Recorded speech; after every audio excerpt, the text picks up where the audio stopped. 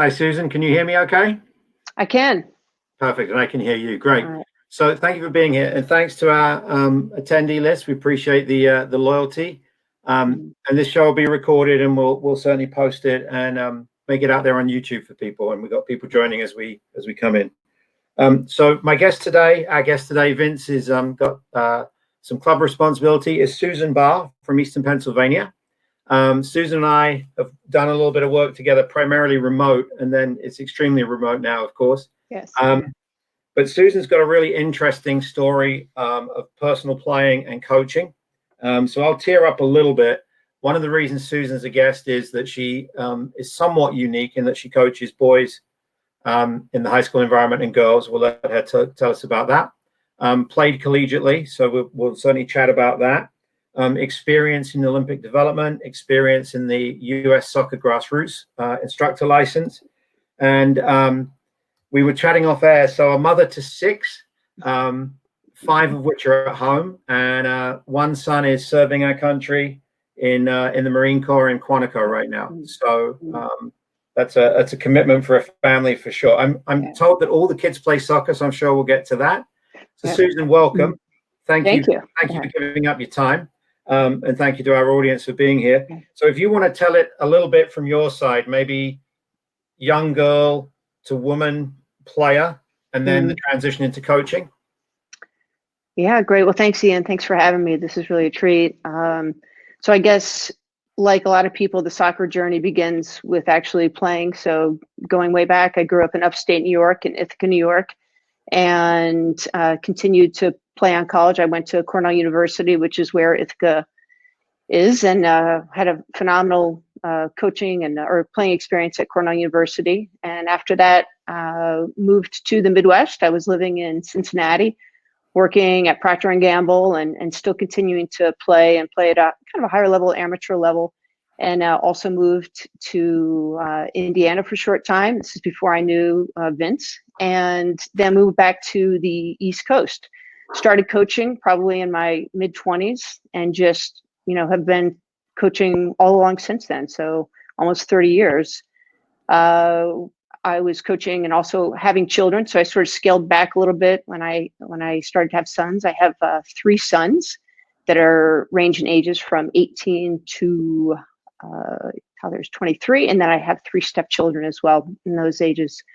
So the journey continued. I think probably a big moment was honestly when I did my national diploma, which was in 2010. I did that in Bloomsburg, Indiana. And that was a real eye-opener. That was a phenomenal experience. And that's when I met the wonderful Nancy Feldman and said, that's it, there's my mentor right there. And I continued on, with the coaching, and then was really interested in the coaching education. So I got into getting my licensing with United Soccer, doing my C license, and then I had met Vince doing my B license, and that was in 2014.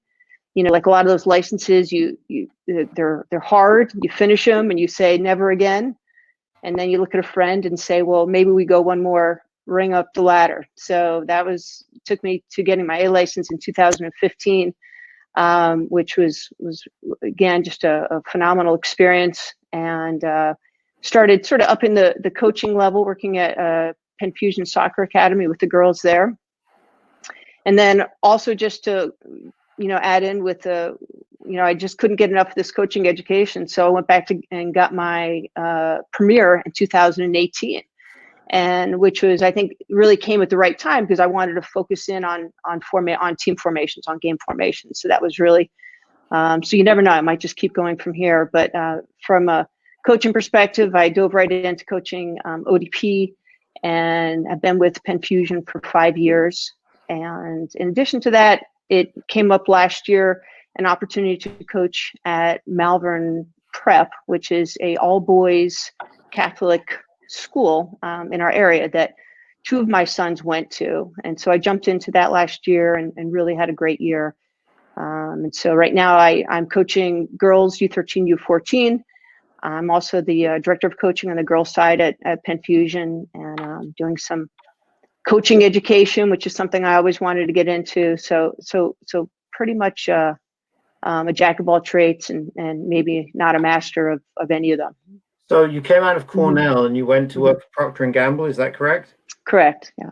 And did you think at that time you were going to be a career professional and then maybe do soccer for fun, or where was soccer in the equation when you went into what some people might consider the real world of work?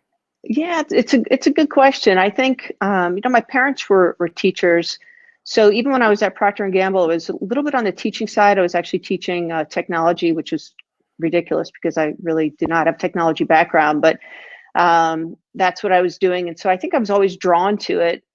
From a soccer playing perspective, I think I was actually a little bit tired of playing for a little bit, but after a couple of years, I really wanted to dive in, and I wanted to hit that high level amateur level that's really quite exciting for young adults after they get out of college.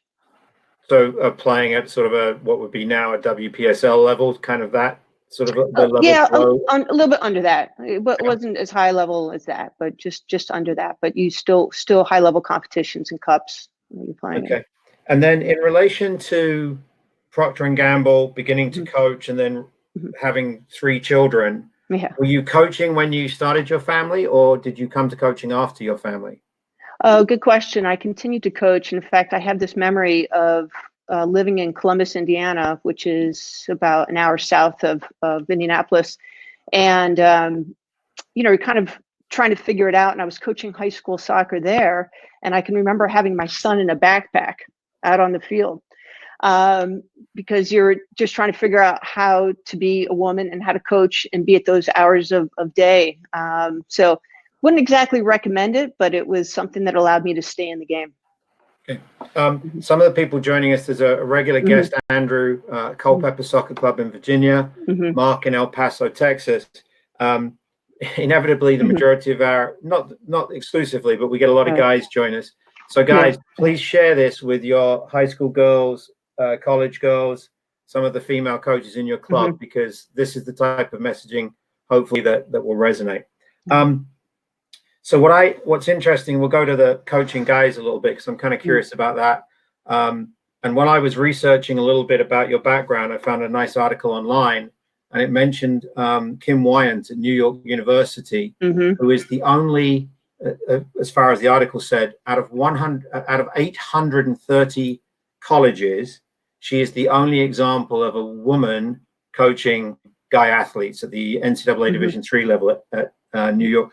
Now, even in the high school ranks, you're very unique. There are a handful that I can think of women coaching guys. So talk a little bit about the AD taking a leap of faith in hiring you, how the boys reacted initially. What was that transition like?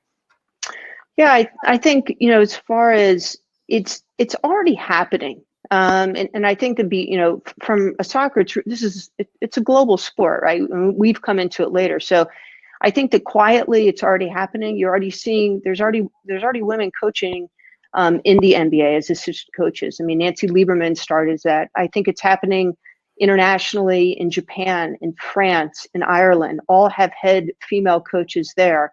We saw the commercials, prior to Super Bowl of Katie Sowers, who's the assistant offensive coach from Washington. So I think that it's already happening.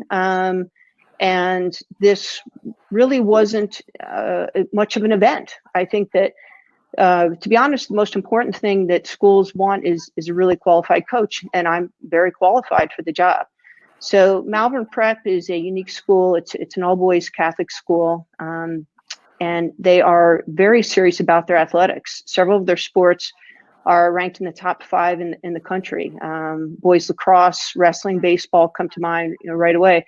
So they really believe that part of the pathway to leadership and being prepared for life is through athletics. So for them, they just want to have the most qualified. So I think they were very, very supportive. It's interesting that you pointed out that you're more than qualified. You've got an A license, a Premier.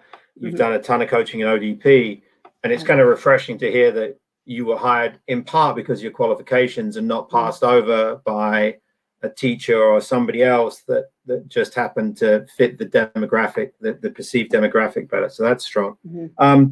It's interesting that you have already identified there's a lot of examples albeit a small number, but there is a lot developing of women coaching male athletes. One of the things I will look forward to is when we start having young male athletes turn around and say, I prefer being coached by women, because we hear it all the time that young female athletes will maybe say, yeah, but I like being coached by a guy better. Yeah. But often they have never had the experience of being coached by a woman, or had that woman coach supported. So I think it will be really interesting. I mean, I'd love to chat with your team sometime. How long have you had them? 2 seasons? No, 1 season. We had 1 season. And how did that season go competitively? Attitude of the seniors, the freshmen, what was that like? Yeah, I mean, as far as the topic that we're talking about for women coaching, men and coaching boys, as I said, I never really asked them. I mean, we were too busy. So I think that we started off our season, and we started off really, really difficult. We had a hard competitors from the beginning, and we were losing by 6 goal margin. So it was crystal clear that the first thing we had to do is we had to shore up our lines, and then so from where we began the season, it was a complete turnaround to the second part of the season. So I think that we really didn't lose a game by more than a goal margin, and so for them, it's redefining success and what that looks like. So it went from not being competitive to being competitive. So I think that we did a good job of evolving our goals a little bit, and I think they really ended on a high from that standpoint. So for you, the opportunity to coach guys isn't as amazing as some of us see from the outside. So let's push a little bit harder here. What about coaching your own children? A little bit different. So truth is that my son was a senior on the team, and we discussed it. I think the first time I brought it up to him, he sort of hemmed and hawed and said, well, I don't hate the idea. And I said, well, I hear that as a yes. So we kind of went with that. He's really an easygoing young man. He's a very good soccer player. It was a really strong senior class, very connected, good leadership. So he is a very consistent player, and I think it was ultimately a good experience for him. That's great. ODP, and then at some point you and I, while you were doing your A license and B license, you and I talked about the Grassroots instructor license. Right. So I maintain a good player doesn't make a good coach, and sometimes a good coach doesn't make a good coach educator. But what was your experience like for I think it's 2 5-day periods, right? So getting into that role as taking the Grassroots instructor license course, what was that like? So the Grassroots instructor license course, that was the first time that you and I talked to each other, and it was great because you sort of explained the landscape a little bit and what that looked like. It's a challenging course. I mean, I think if you take that course, you have to be ready to immerse yourself, and you have to be really open-minded. And so much of it is about teaching methodologies, right? Because if you've been nominated for the course, if you're in the course, it's because you're already good tactically. You already know your X's and O's. It's how your ability to deliver the information. So with that course, I think one of the best things that course did for me was, if you're going to embrace the concept of play, practice, play, or in our case, game, activity, game, which are different. They are different, similar but different. I think that you have to be willing to put the repetitions in and run your sessions that way. So one of the best things that happened for me was doing my own studies and truly setting out to run sessions in this way. And then you can both objectively and subjectively come back and look at that and say, did this work? And I feel as though it will be very difficult for me, given where we are, to go back to unopposed training. I really felt that the level of decision making and the execution of those decisions was greatly improved in that environment. Yeah, that's really interesting, because obviously when you take your courses, be they Advanced National Premier, A, B, you come away with more things to consider for your own coaching, obviously. But when you do the Grassroots Licensed Instructor course, you're being trained to help other coaches get better. but you're taking stuff and then applying it into your environment too. Yeah. So the unopposed, for example. Have you had a chance to teach many grassroots license courses yet? Yeah, I've taught about maybe 7 or 8 of them in the combination of here in Eastern Pennsylvania and as well as in New Jersey. And I love teaching them. I absolutely, I enjoy it, enjoy the coaches. It's phenomenal. We were very fortunate when US Soccer gave us the opportunity to send people in. Initially, I was able to get about a 50-50 split. So Courtney Sermons, who is at Miami of Ohio University, Samantha Snow, coaches in Atlanta, Marguerite, who left Red Bull and went to US Soccer, Sue Ryan. So it was really good because United Soccer Coaches was able to get a pretty equitable split because we've got so many women members in the association. So that was really strong. Well, I appreciate your time. I got a couple of like a kind of a softball question for you, and then please feel free to ask me a question or if there's anything you wanted to mention that we didn't get to, your work with ODP or Mike Barr. But yesterday was Mother's Day. We have been tipping our hat to the fact it was Mother's Day. What nice things happened to you, given that you've got 5 of them at home and one in service? Exactly. So, so we have several homes. So I was able to drag the kids out for a hike, which I don't think I would have been able to pull them out otherwise. I understand our kids are older, so they have a little bit more free will. And we had homemade strawberry daiquiris, delicious. And my husband picked up some sushi for us, and then we played cornhole outside. Just saying, the old people won. Yeah, it actually sounds better than going to a restaurant or going out to a bar. You can do a hike in the woods and then play some party games. So that's good. So what is Penn Fusion saying about the next time they plan on seeing the kids? Is there any timeline with the club environment? Yeah, I wish I had something original to say, but it really all depends on, our government and where we move into that. So, in our part of the country, we've definitely been hit a lot harder by COVID. We're only a little over 2 hours away from New York City and from New Jersey. So it's safety. And I think like all of us, we're watching the rest of the world. We're all really excited about watching Bundesliga this weekend and to get that off the ground. But it has to be safe. So we've gone ahead at Penn Fusion and we've gone ahead and created team formations without having on-field tryouts. And that was still a challenging process, but I think that you just make decisions on the information you have at hand, not the information you want to have. Yeah, the absence of tryouts or people taking that, to me, it's kind of nice to be able to keep teams intact for an extra year and show a little bit of commitment to the kids and developing them as opposed to turning them over. Are your family Philly Union attendees? Do you go to the Union? Yes.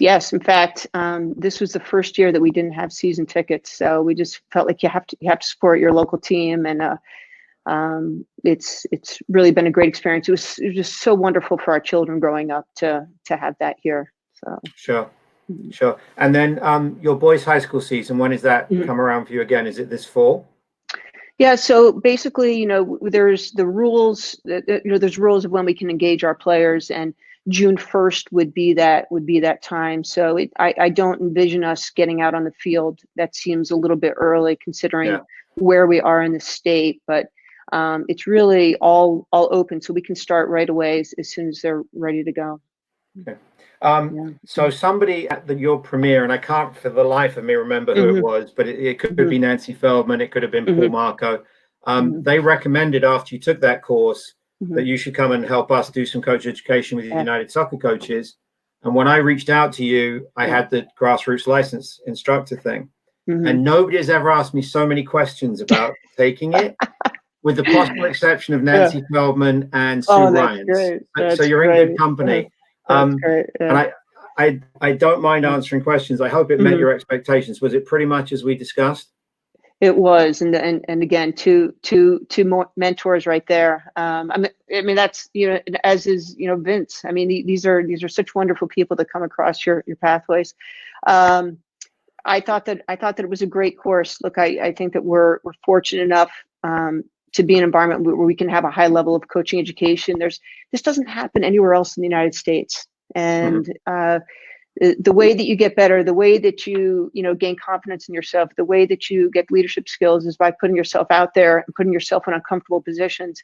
And it is uncomfortable, and that's okay. And because this is what we ask of our players. So it's okay. No, I agree.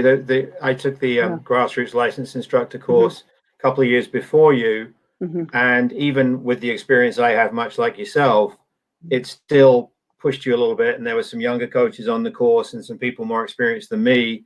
But it made you think, it made you work hard. Nico didn't give us any breaks. There was all kinds of presentations. So, well, Susan, thank you so much for your time. Thanks, Ian.